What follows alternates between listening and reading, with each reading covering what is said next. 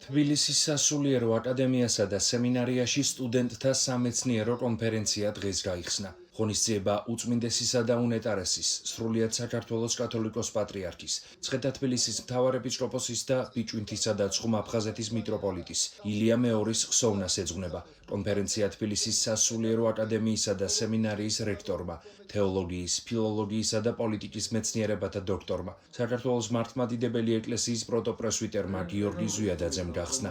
მან პატივი მიაგო სრულიად საქართველოს კათოლიკოს პატრიარქის ილია მეორის ხსოვნას და ისაუბრა მის განუზომელ ღვაწლზე საქართველოს მართლმადიდებელი ეკლესიისა და ქართველი ერის წინაშე. პროტოპრესვიტერმა ასევე ყურადღება გაამახვილა თბილისის სასულიერო აკადემიისა და სემინარიის უმაღლესი საღვთისმეტყველო სკოლის მისიაზე, მოსაზრებანი კოლაელ ყრმათა მარტვილობის თაობაზე, ღვთისმშობლის გამოსახულებისათვის, დაცემული ანგელოზის დასობრივი კუთვნილების შესახებ. ეს იმ თემების ჩამონათვალია, რომლებზეც კონფერენციის მონაწილეებმა დღეს მოხსენებები წარმოადგინეს.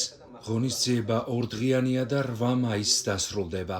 შეგახსენებთ, რომ სტუდენტური სამეცნიერო კონფერენცია თბილისის სასულიერო აკადემიასა და სემინარიაში ყოველწლიურად იმართება. თბილისის სასულიერო აკადემიასა და სემინარიაში უკვე ტრადიციაა, რომ ყოველწლიურად იმართება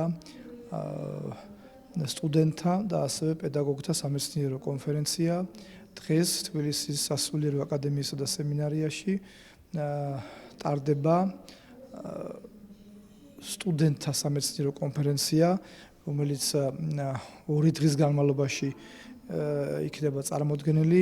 პირველ დღეს, ანუ დღევანდელ დღეს გახლავთ პლენარული სხდომა, ხოლო უკვე ხვალიდან სამეცნიერო კონფერენცია შეუდგება სექციურ მუშაობას და უნდა ითქვას, რომ ჩვენი სტუდენტები ძალიან წარმატებით გამოდიან ამ სამეცნიერო კონფერენციაზე, რომელიც შემდგომ უკვე თეზისები მათი მოხსენებებისა შემდგომში დაიბეჭდება ამავე სასწავლებლის საკონფერენციო სამეცნიერო კრებულში. დღეს თბილისის სასულიერო აკადემიასა და სემინარიაში გაიმართა სტუდენტური სამეცნიერო კონფერენცია, რომელიც მიეძღვნა საქართველოს კათოლიკოს პატრიარქის ილია მეორის ხსოვნას. კონფერენცია გახსნა თბილისის სასულიერო აკადემიისა და სემინარიის რექტორმა, პროტოპრესვიტერმა გიორგი ზვიადაძემ. შემდგომ მოხსენების წარდგნენ სტუდენტები.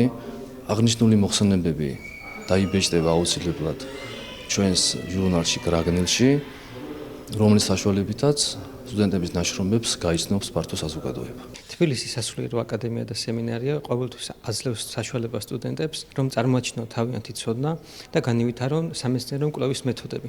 რის მაგალითის არის დღევანდელი კონფერენცია და აი ამ კონფერენციათა ფარგლებში დღეს ჩემი მიერ განხილული მოხსენება შეეხება მოსაზრებას, შეგვიძლია თუ არა სახელდოთ კოლაელ ყრმათა მარტვილობა ჩვენამდე მოღწეული სასულიერო მწერლობის უძველეს ნიმუშად.